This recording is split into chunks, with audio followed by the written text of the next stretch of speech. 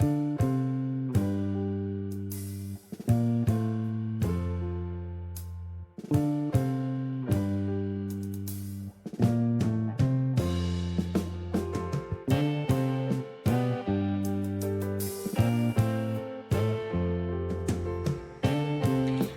Jessica Cabrera, a creative art therapist, mom, wife, Latina, and the voice behind Serenity Through Art.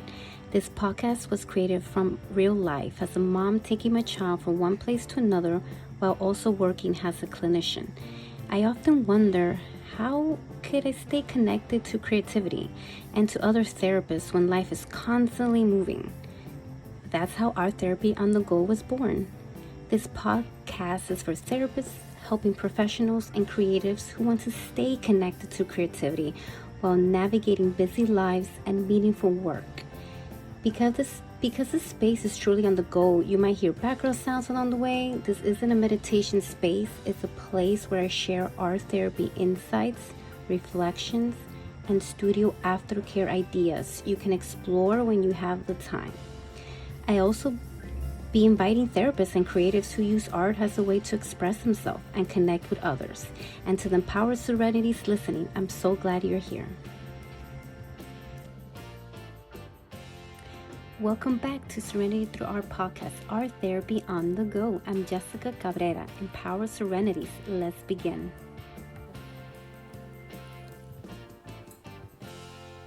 Hey, now we can start. Okay, so today's podcast, today I'm excited to welcome a very special guest. He's an author, and the best thing of all, he's my husband. Oh. And the father of my daughter. But we're going to be focusing a lot about him being an author and about his book. We'll be exploring the intersection of mental health, the creativity, storytelling, and healing.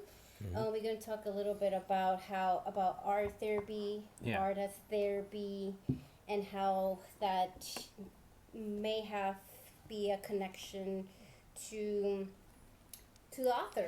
Of course, he's going to say his name and everything, and we're going to talk and explore, and then I'm going to ask a lot of questions about it. So go ahead. It's your turn. Go introduce yourself. Yeah, of course. And before I do, is it okay? I would also like a therapist point of view, analyzing the book just to make sure I captured the elements correctly and accurately. Just a perspective. Well, could share a perspective, personal and a little bit of professional area, but not as much because I could do a little, but not so much analyze. Yeah, listen, I'm just gonna go by what you say. Yeah, but again, the best you can. My perspective. Okay, I could do that. Go for it. All right, cool. So my name is Angel Rueda. As stated previously, I'm a husband and a father. So passion projects, right?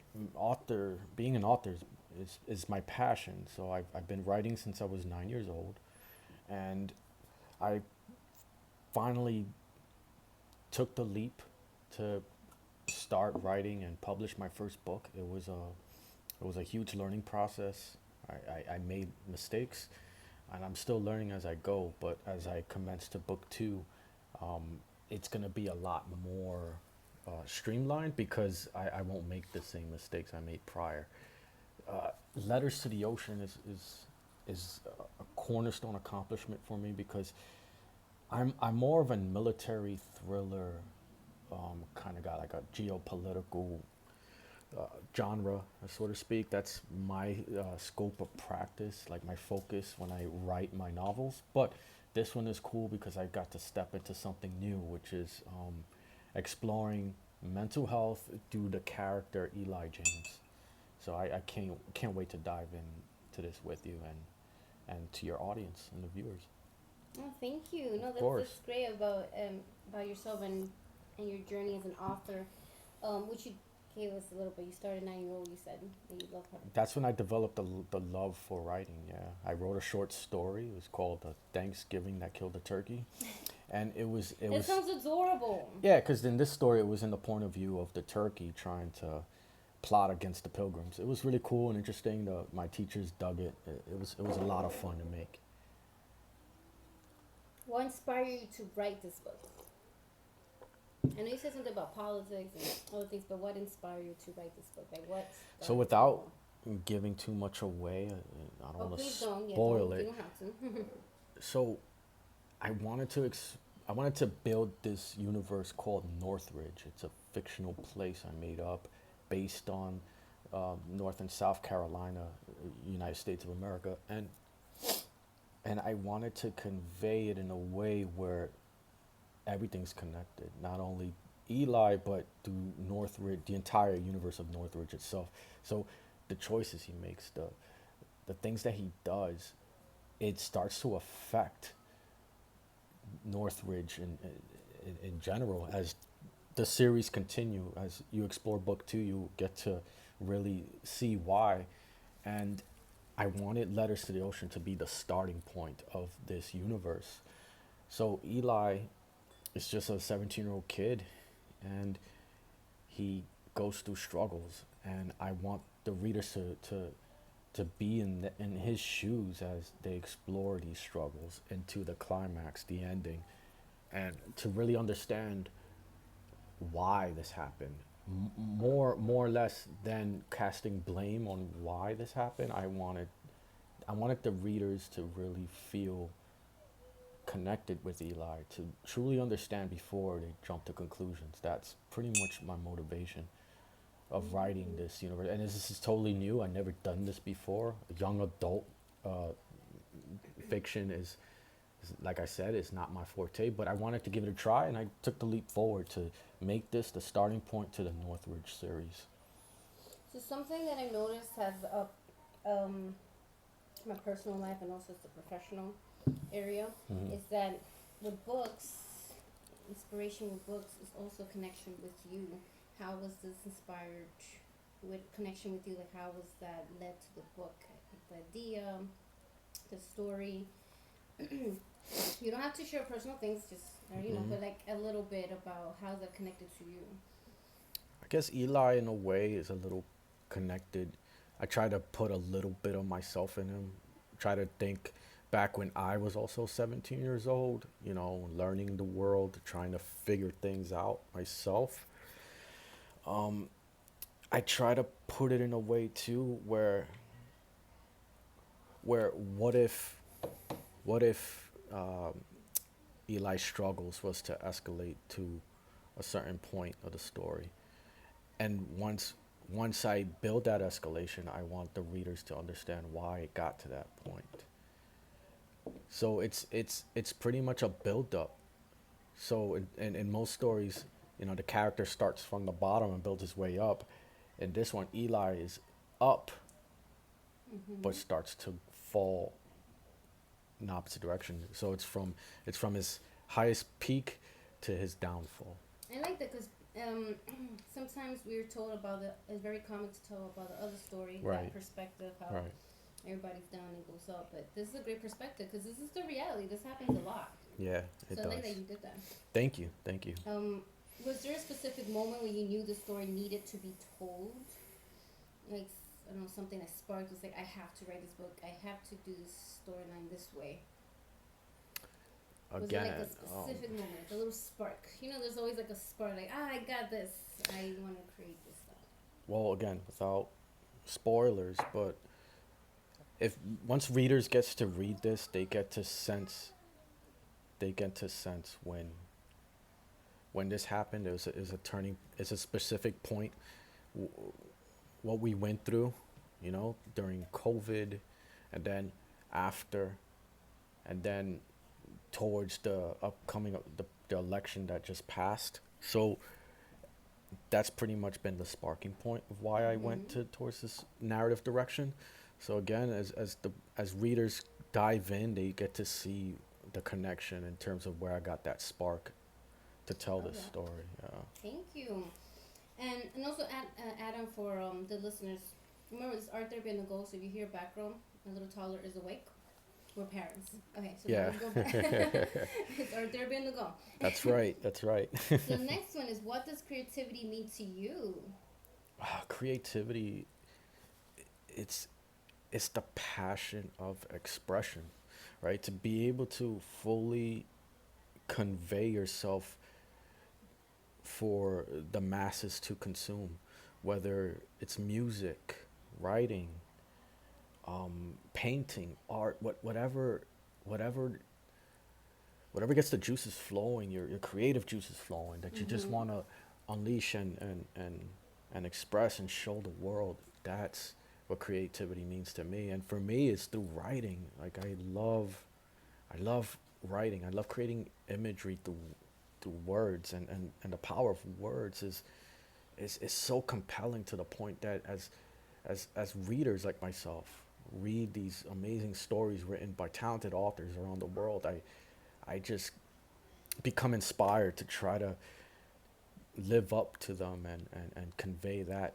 level of art through words myself.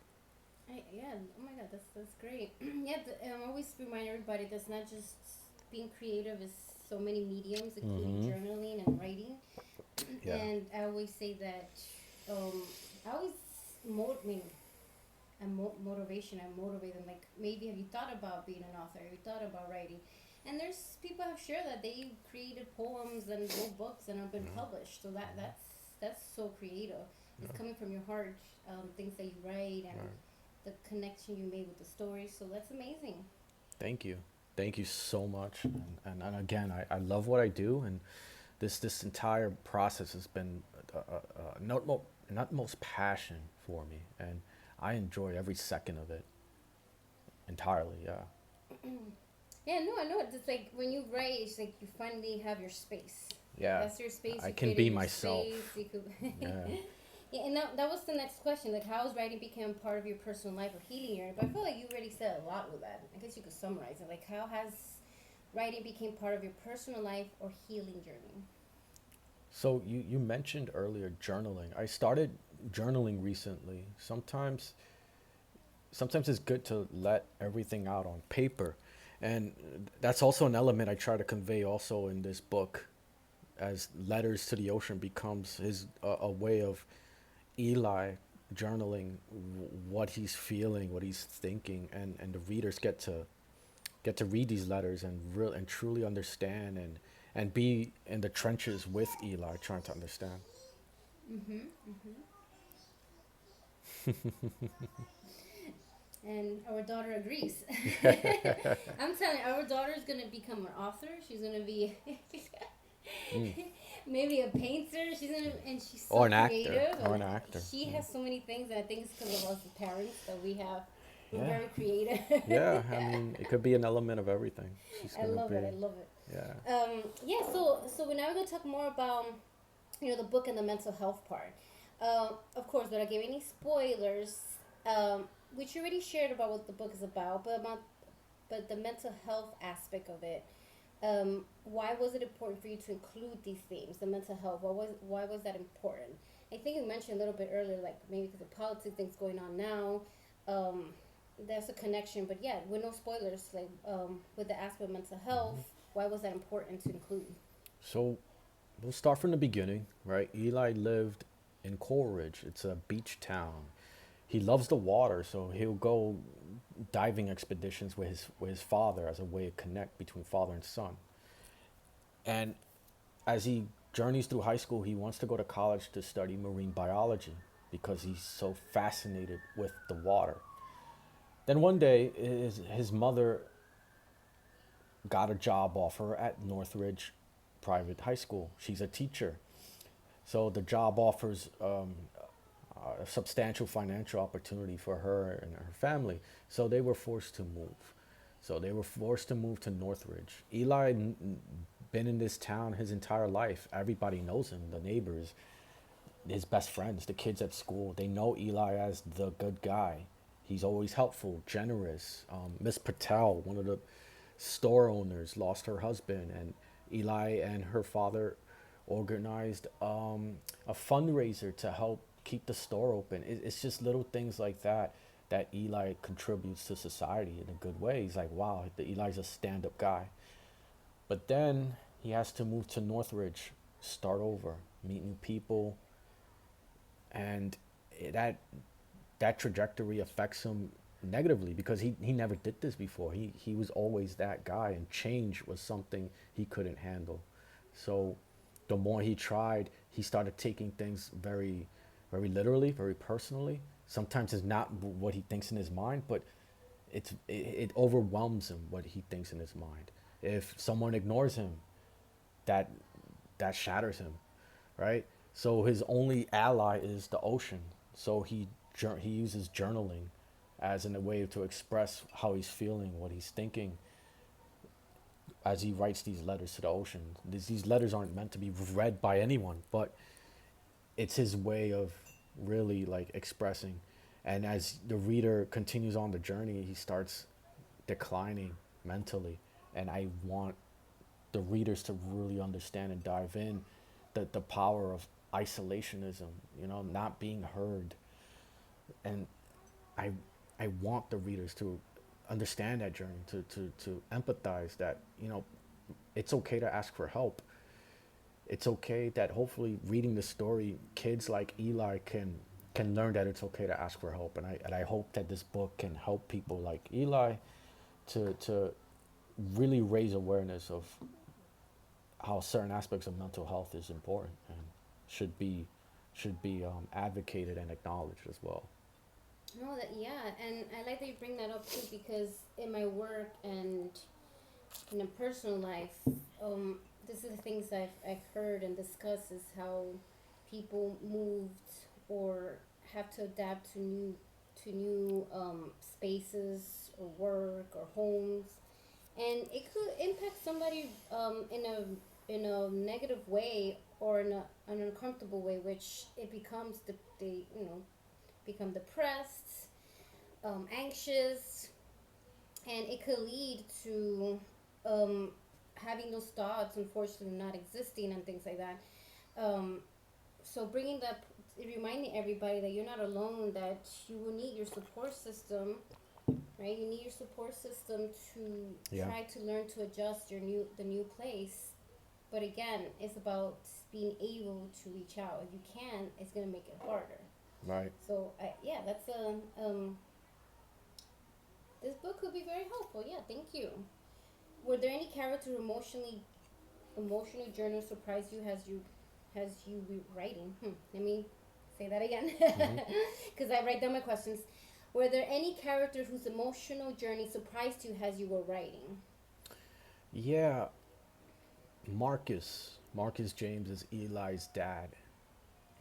So he's a retired veteran. He tries his best to connect with Eli as a father, and they did very well when they lived in their old home in Coral Ridge.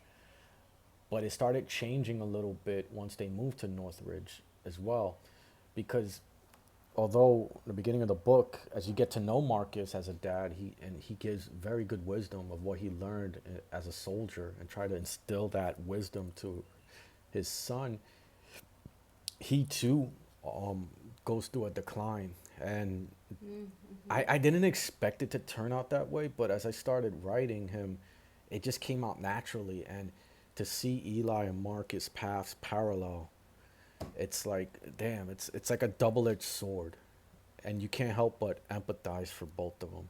Yeah. So Marcus James, from an honorable military man to this um, a broken alcoholic, self-inflicting individual where he casts blame on himself, and it gets to a point that it overwhelms him negatively. Yeah. Yeah.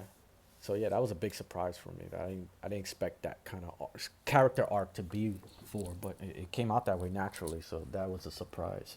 So that's also a reminder too that children and teens, they whenever they see the people that care about that decline, unfortunately they will decline with you, and that's why there's ways of trying to remind yourself, like work on yourself so you could be able to work on the people you care about as well. Absolutely. But everybody declines, adults, children, teens, and once you start declining, it's time to see those warning signs and reach out for help. Which the next question was that, which we already did, the conversation about mental health, of what you hope to your book encourages, which is that encourage everybody to reach out, support system. If you don't have a support system, try to create it little by little. It could be, I always say, like group therapy. It could be just socializing, and socialization, you'd be surprised, maybe they become somebody you're close with, and then that's part of your community. So it's very important to create a support system. Every little helps. So yeah, that's a way to go. No, it does. Yeah, every little bit helps. And this is for you if you need to take a pause or break, but remember, you don't have to share so much. Oh, there's a little one. All right, they're ready to go. We have a little toddler. Oh, He wants to pick up Pampers. He wants to play in them. So our little one's potty training. She's doing a very good job. He wants to pee in the Pampers. He wants to pee in them. He wants to She's doing a very amazing job with potty training. yes, baby. What? And we encourage her that to reach out to us when, Mama's in the pee. you know, she's still learning. So she brings us up her little Pampers so she could pee and do their things there. Because she's still a little shy and afraid of using the potty. So this is a good example. She knows her support system is her parents. She feels comfortable reaching out. Yeah. She agrees. As you can see, she loves her dad. As you can hear. As you can hear, Good sorry. job. High five. Good job, sweetheart. High five, Mama and Dada. Thanks for letting us know. Thank you, baby. You go watch your little show. See right there, we're teaching her at a young age. Support system, her parents, go for it. Yeah. So okay, so this one, remember, if you need to take a pause, you don't have to share so many things. I always tell it to everybody. I'm so used to saying that. I understand. It's To my protocol. husband. Yeah. Were there any difficult emotions that came up while writing? Any difficult emotion? Because sometimes, I mean, that's the point, is letting it out. And writing and drawing is one way to do it. So for you, when you were writing this out, like any difficult emotions came out? Well, yeah, and unfortunately, writing this type of story could come off as controversial, especially during the time it was written. So at the time, I was concerned if I was going to experience any backlash or any negative feedback on, writing this kind of story. But other than that, I decided no, like this message needs to be heard and sent. If people are not gonna like what I'm trying to convey, I understand. It might not be a topic for everyone, but just know I don't glorify it. I just write it in a way where you understand the mental aspect and emotion. So as you read through this journey, I hope that you understand that in a situation where a teenage boy is on the breaking point, hopefully through this story you can learn the lesson to prevent that outcome from happening. So hopefully this can raise more resources to be available for these kids, and therapists like you can be more acknowledged and deployed everywhere, so that kids can get the help that they need, so we could prevent negative outcomes from happening through lack of mental health resources and help for these kids. But not only that, as parents, you're a dad, I'm a mom. Yeah. And just by reading, because I was reading some of the chapters and I was trying to catch up, Understood. therapy, Yeah, no, I get therapy it. problems, because trying to catch up with things. But the things that catch my eye was that maybe difficult emotions is that we're parents. Our toddler's gonna be a teenager. One day, yeah. So, yeah. So and not only that, and me as a personal experience and with my work, I see, and unfortunately how challenges for parents, we're not there for our children. And I'm not saying it's our fault, but we have to keep an eye on what are the challenges that's keeping us away from our children. And that's also a reminder that's not just teens that need support system, the adults too, the parents. Where your support system? It could be professionally, or it could be people you're close with, because this is a reminder how you shared the mom got the job, they moved, she was focused on her job. It's hard to, there's challenges where she has to bring the money home, and the father declined, has in his with experiences. So parents are declining. The child is seeing this, so it's impacting them. Especially a teenager, it's harder for them to share and express their feelings. For a teenager, that's the age, faces where they don't want to. Yeah. Makes it harder. Yeah. So it's time to. That's where difficult emotions came in. You read this, maybe you'd be like, oh my God, I need to keep an eye on my children. I have to try what's the priority. You have to see what's the priority, and sometimes, I mean, most of the time, it's your children. So that's just a reminder that look for your support system. You're not alone. Maybe you think you're alone, but you'd be surprised you're not. So, yeah, those are very difficult emotions. So, Absolutely. mm-hmm. Absolutely. And I hope the readers that get this book, I hope this helps. I really do. I really do. Because this needs to be more mainstream and acknowledged, because you can't cast blame and then put a band-aid on it and say, Mm-hmm. yeah, we fixed the problem, when you don't go to the root cause. And I'm glad I'm in this space talking to a therapist like yourself, so you can really like convey also what teenagers like Eli can go through in real life, and it's hard. And that's a reminder. Want to add to that, Yeah. because parents and I like I said, sharing personal and because of my work. Mm-hmm. This is the things that I commonly hear is that adults say, well, what challenges do kids and teens have? What could they possibly go through? I'm like, there are so many, There's so and many. we've been teenagers too. And it changes. And yeah, this changes. We go through phases. Especially teens. Well, starting like 13, usually 12 and up. Mm-hmm. You start to care what people think about you. When you're in a school, especially if you're in school, you want to be included in society. You want to build society, so you Yeah. want to be included in groups and with children. And unfortunately, they end up doing things they don't want to do just to be included. That's not easy to do. And then on top of it, you have to do your homework, complete deadlines, research. That's a lot for teens and children. It's a lot of pressure, a lot of stress. It's a lot of pressure. So that's a reminder for parents. You're going through a lot of pressure too, parents. I'm a parent, so we're parents. We know. We had a lot of challenges, but we had to pause and take a breather and remind ourselves that our children are going through them too. They're going through phases they don't know, they question, they're confused, and we're there to support them. So yes, that's a good thing to bring up. And for this one too, your book, when you're writing the book, do you change your perspective? Have changed on yourself or in others when finishing this book or writing it? Your perspective change? It shifted a little, yeah. I became more aware, especially close friends. Try to keep in touch more. Mm-hmm. There was this one time a good friend of mine. He he he was always like the stand up guy. I trained with him in the past. We used to do races, and he texted me, and it didn't sound like him. So I immediately called. I was like, "Hey, buddy, everything okay?" And I could tell by the sound of his voice, he was glad that I had called him, because had I wasn't, who knows what would have happened. Check on your friends.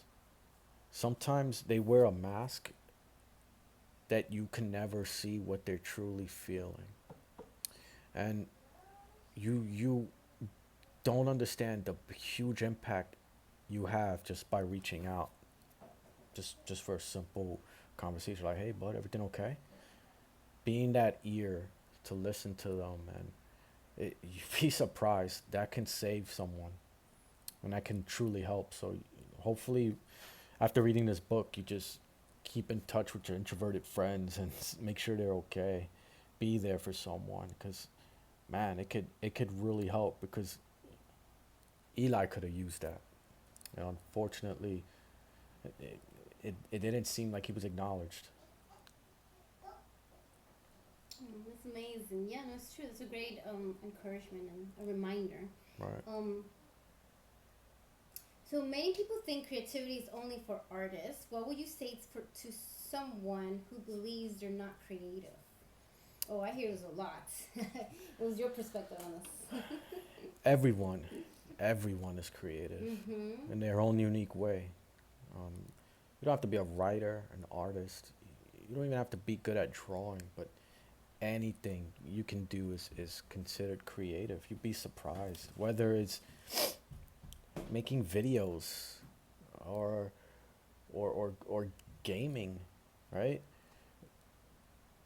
There's taking pictures creatively is an expression of creativity. So yeah, for others who don't feel like, or feel that it's only isolated to artists, no, no, change that perspective. You're everyone is creative in their own way. You'd be surprised.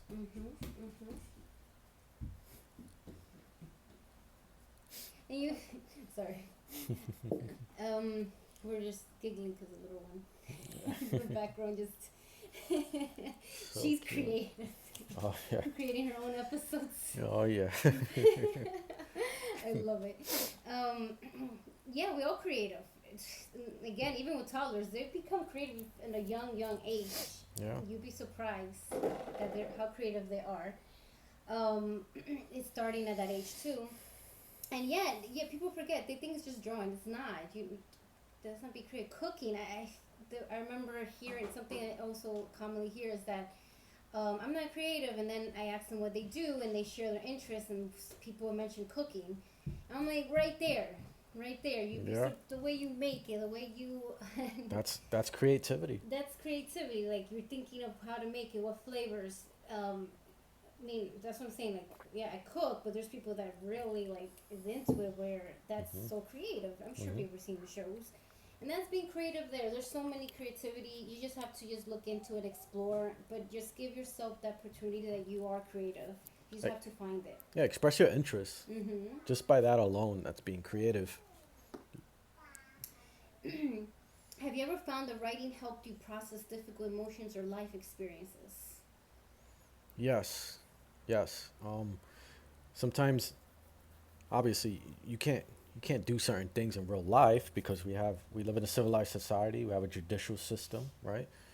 But when you write things on paper, it's like anything goes, and it's just good to just let everything out on paper and pen, or and man, it feels like a weight has been lifted off my shoulders. Sometimes I have ideas bottled up, and when I put everything down on paper, it's just, man, it's like a breath of fresh air. Amazing, yeah. So writing anything, you could anybody, you could process difficult emotions by any way that you're creative with. Right? Yeah. Do you have any creative rituals that help you write when you're feeling stuck? Oh, that's a great one for writers because I hear this a lot. Which I do have everybody. You check out my, some digital workshops about burnouts, and this could be an example of feeling stuck. Yeah, so you're an author. You tell us about that. What helps you write when you're feeling stuck? Two things. I read, and I listen to podcasts. Sometimes these podcasts I listen to has the general topic of what I write, so I get ideas and motivations from those two mediums.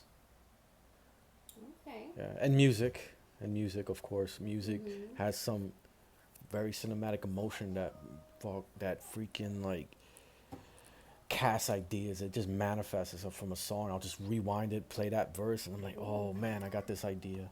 I like that. Yeah. For So, people that love hearing music, that's a great strategy. oh yeah. Yeah. And to add to that, take a breather. You need to pause and take a breather, and Of then course. come back to it because people feel like you have to pressure yourself. Don't pressure yourself. No, right at your convenience, your own time. I love going outside with my daughter, take a stroll. So I like doing that. That helps too in terms of my writing ritual. Amazing. Yeah. Okay. Um, what role does imagination play in healing? I think it plays a huge role because the essence of creativity is also through imagination too. You know, putting this universe together was through the fabrics of my mind, my own imagination, my own picture of this world of Northridge, what's in it, the people that populate it, the kind of characters that can manifest from it. It's all linked to imagination. And how does it incorporate healing? Expression. Keeping things bottled in, it hurts. It's heavy. But letting it all out, it's just relieving, therapeutic in a way. So yeah, absolutely. Amazing. Yes. Thank you. And this, okay, and then there's just a couple more questions. But this is very important. Well, not important, but this one too. How do you take care of your own mental health while balancing creativity and everyday life? So this is creativity and everyday life. Time management for me. Mm-hmm. I get bummed out when I waste time, so I try to like allocate every second accordingly. You know, a certain time window for my writing, working out, family time. Then obviously full time full time job, sleep. So it's time management for me. You know, if I did everything at the proper time windows, then yeah, that makes me feel good emotionally and mentally. If I miss a window or I wait and I didn't do a good job in time management, it stings a little bit. So then I gotta recalibrate again. Mm-hmm. Mm-hmm. Yeah. Where's an owl? Where's an owl? Where's an owl? Where's an owl? All She right. lost a little part, replace it. Okay. Where is it? Lechusa, the owl? In the room, baby. And go check in the room. Because this part is about connecting to art therapy. Okay, so as an art therapist, I do talk a lot about creativity and focusing on again their interests and focusing on what are the challenges of being creative. Um, so, have you experienced moments where writing allowed you to express something you couldn't easily say aloud? Yeah. Yeah. Absolutely. Eli's journey in general, right? It's hard to really express that level of isolation and pain. So doing that in writing where the reader is one on one with the book or Kindle and that one on one interaction or it's sort of intimate Mm-hmm. in a way. Let's give one pause. Yeah. Very quick. All right, we took a break. We're back to the We're podcast. back. Remember, as parents, you gotta pause and check on your kids. Yeah. And podcasters. Yeah, of course. All right. No, yeah. So the last question we were talking about experiencing moments where writing allowed you to express something you couldn't easily say aloud.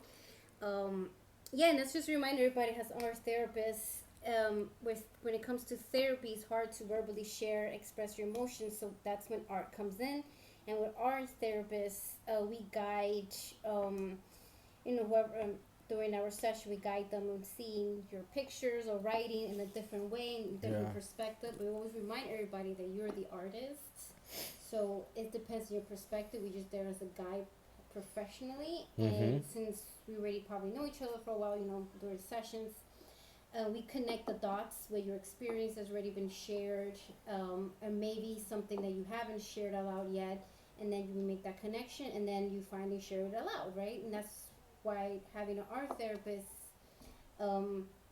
during creating art is very helpful.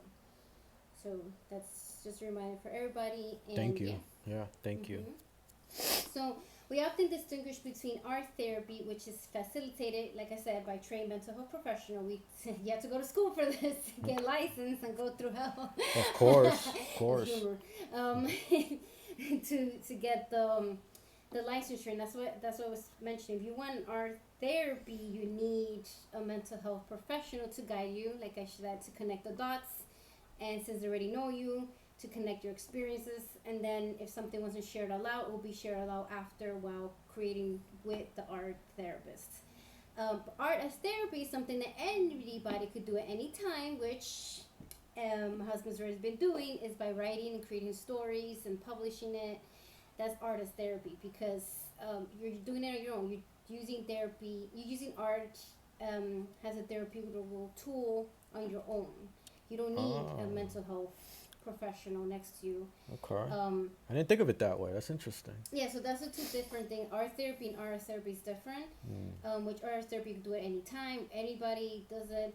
But like I said, if you want somebody to guide you and connect the dots with your art, you need an art therapist. Okay. You need to ask for art therapy, which I think is very helpful because, again, you'd be surprised at things that you find out with somebody professionally there with you. But again, yeah. So this is something that again my husband's doing on his own. Thank you, thank you. So yeah, creative activities independently for self-expression and wellness, which you've been doing. So question for you: have you experienced either of these through writing or other creative practice? So writing definitely. What about other creative practices? I mean, like drawing, like. Anything? Yeah, any creative like drawing. No, remember, creative could be anything. Well, Any yeah, medium. gaming is another one. I like games where you get to create the character. I like I said, I write a lot of geopolitical thrillers, so I like military shooters simulation. Like Ready or Not is one of them where I tailor each operator and I give them specific gear because I'm building this story in my head to connect it to the Northridge universe. So I go a little crazy with those. So yeah, I if I'm not writing, if I'm gaming, I'm expressing my creativity through the games too. It's not like you just pick any random operator and play. No, like I take my time. I want to make sure they got the gear tailored. I give them names, these fictional names in my head. Yeah, I go I all love out. that. Yeah. So yeah, I think I got like a little scene of gameplay footage of me playing. It's on my Instagram. Maybe I'll repost it. But yeah, if I also showed a little screenshot of the gear loadout specifically for that character. So just so you could see what I'm talking about. So yeah, through gaming, I also express my creativity. I love it. So you can create your own chapters or stories with your characters. Oh, I absolutely. love it. Yeah, so play it in a whole different way. That's amazing. No, that's great. Yeah. So in case any gamers, if you want to get into a little bit and express yourself different ways, you can do that. Create your characters and just really focus on who they are, their personality, Mm-hmm. what would their interests, what would they wear, Yeah. and that could kind of tell you a little bit about yourself too. Yeah. Yeah. Absolutely. If your book were transformed into a piece of artwork instead of words, what do you imagine it will look like? Ooh. A TV series. Oh. That's the goal, Mm-hmm. right? Like a story like this. I have book 2 coming down in the fall, but Letters to the Ocean book 1 will be an amazing TV series because it's hard to really mash all this up in a 2-hour movie, where in a series like each episode you could dive into detail, and the readers could follow along, the viewers could follow along these characters, what they're thinking, what they're feeling, and I I would love it to one day see my work into a TV series. Oh my god, it'd be amazing. That would be awesome. Yeah, one day. One day. If readers created an artwork after finishing your book, what would you hope they explored? For Letters to the Ocean, Mm-hmm. be cool. You write your own little letter to the ocean, right? Express your thoughts of Eli's journey. You know, I think that would be cool.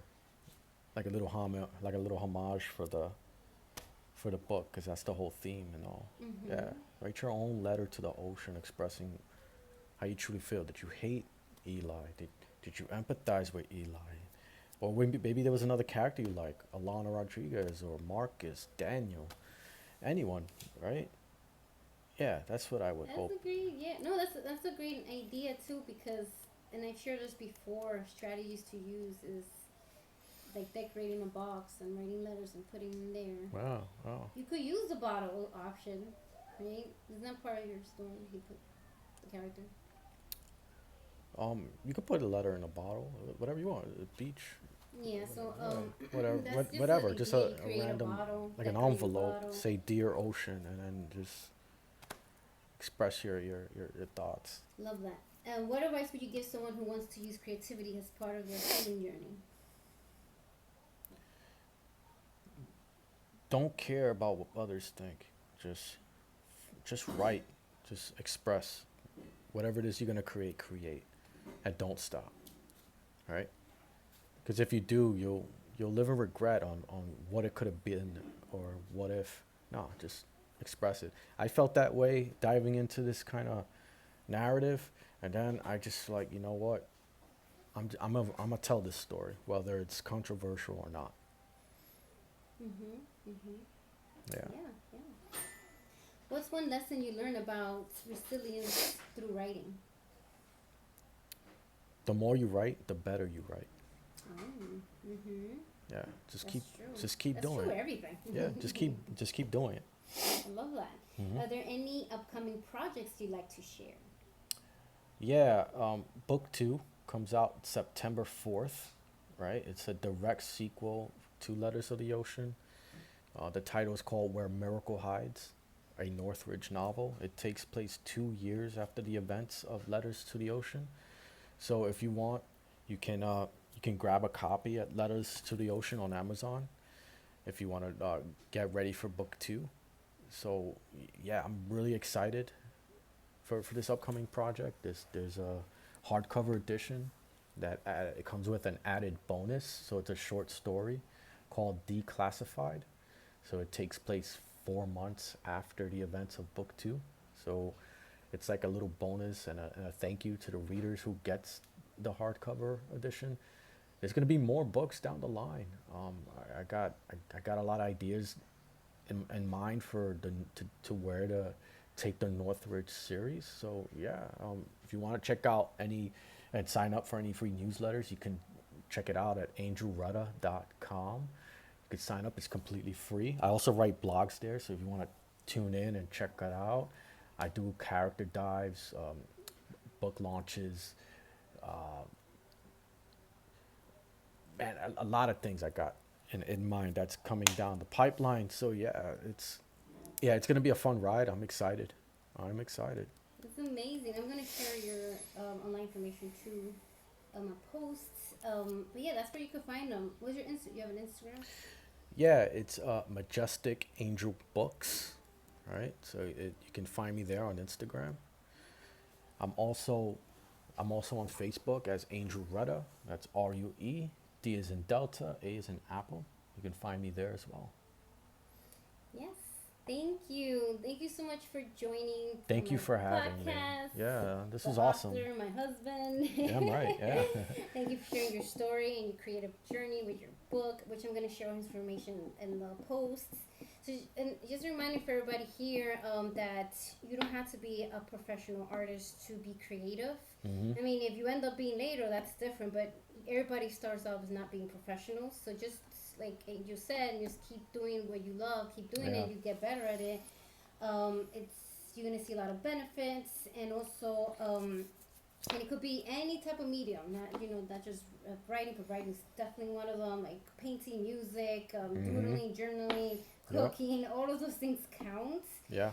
But yeah, so just I invite everybody to just reflect on today's conversation and reminding yourself that it could be a drawing, doodling, collages, any type of medium that you could be creative, no matter what. No matter what. Yep. So thank you everybody for listening, and I'll see you in the next episode. Thank you. Thank you, Angel. Thank you for having me.